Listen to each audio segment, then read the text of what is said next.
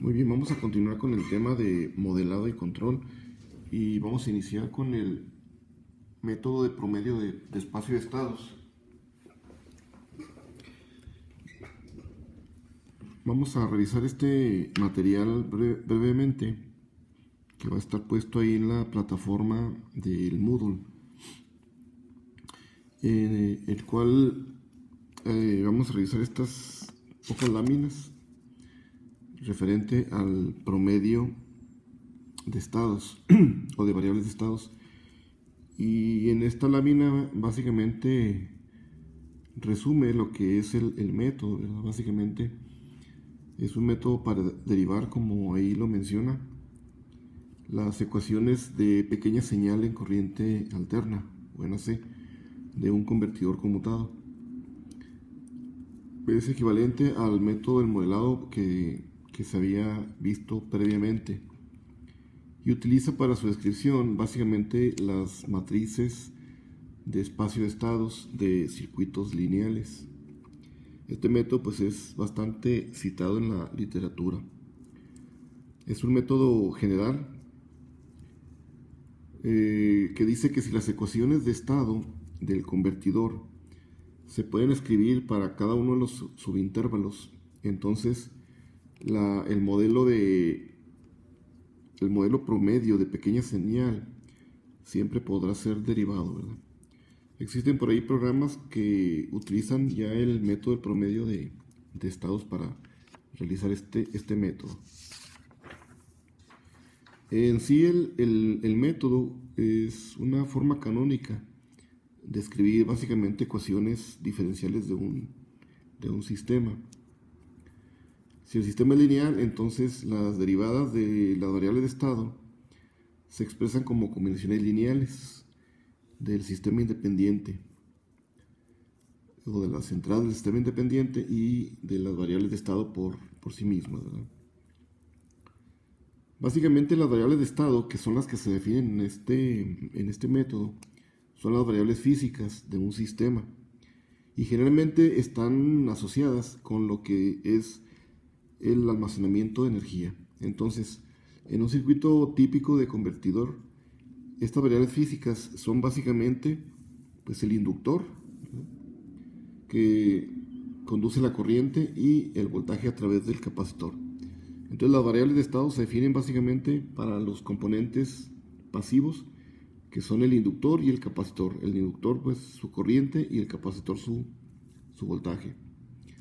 En otros sistemas se pueden definir también variables de estado físicas, como son la posición y la velocidad para un motor, ¿verdad? En este caso para la flecha de un motor.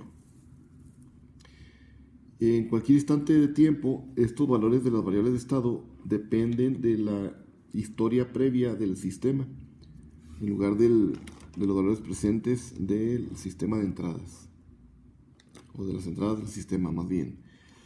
Para resolver las ecuaciones diferenciales del sistema, es importante que se especifiquen los valores iniciales de las variables de estado.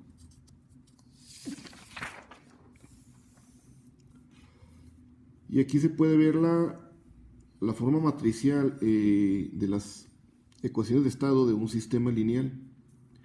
En la forma canónica, que es como se conoce esta definición del método de promedio de estados, se define una matriz K que multiplica a las derivadas de las variables de estado, y esta expresión es igual a la suma de dos términos, un término que incluye una matriz A por las variables de estado, una matriz B que multiplica al vector U, que viene siendo el vector de entradas.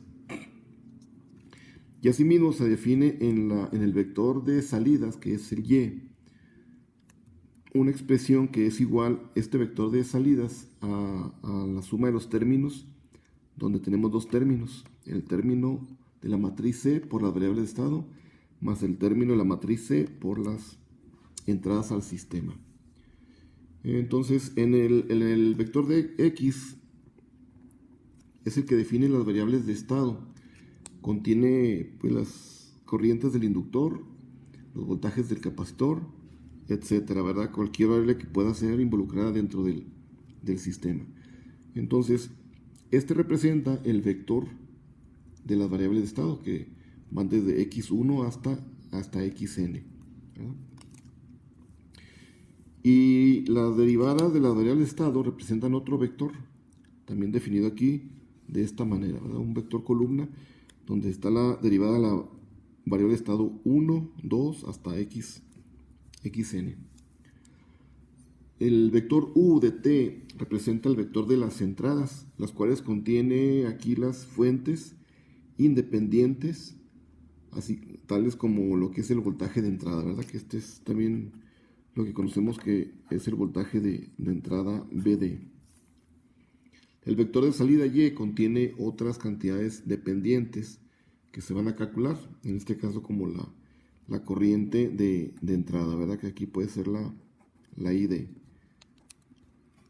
la que está entregando la fuente de alimentación. La matriz K que tenemos en la ecuación de la forma canónica, esta matriz K, viene a ser la matriz que contiene valores básicamente de capacitancia, de inductancia mutua, etc. De tal manera que este producto de la matriz K por la derivada de las variables de estado con respecto al tiempo viene a ser un vector que contiene las corrientes del capacitor y los voltajes de los devanados del inductor, ¿verdad? Las cuales las cantidades se pueden expresar como unas combinaciones lineales de las entradas independientes de variables de estado.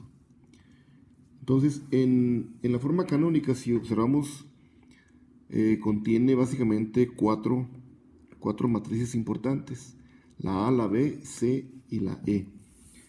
Esas matrices básicamente son las que contienen las constantes de proporcionalidad, que en los ejemplos vamos a ir revisando qué es lo que contiene en estas variables.